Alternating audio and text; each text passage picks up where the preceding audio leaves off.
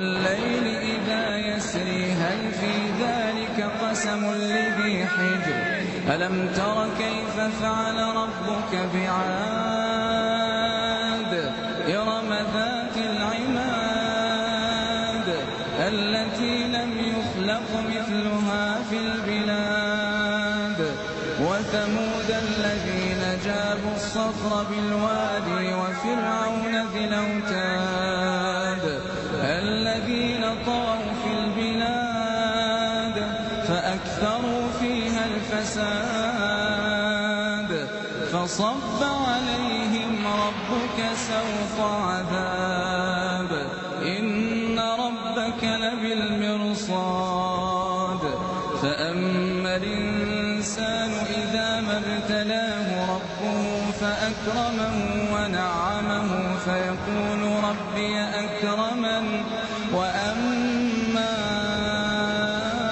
إذا ما ابتلاه فقدر عليه رزقه فيقول ربي أهانني كلا بل لا تكرمون اليتيم ولا تحضون على طعام المسكين وتأكلون التراث أكلا لما وتحبون المال حبا جما كلا إذا دكت الأرض دكا دكا وجاء ربك والملك صفا صفا وجيء يومئذ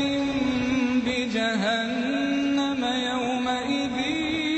يتذكر الإنسان وأنى له الذكرى يقول يا ليتني قدمت لحياتي فيومئذ لا يعذب عذابه أحد ولا يوثق وثاقه أحد يا أيتها النفس المطمئنة ارجعي إلى ربك راضية مرضية فادخلي في عبادي وادخلي جنتي الله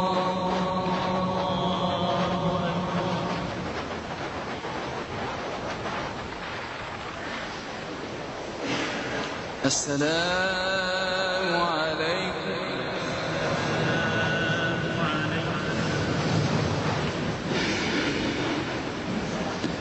الله أكبر الحمد لله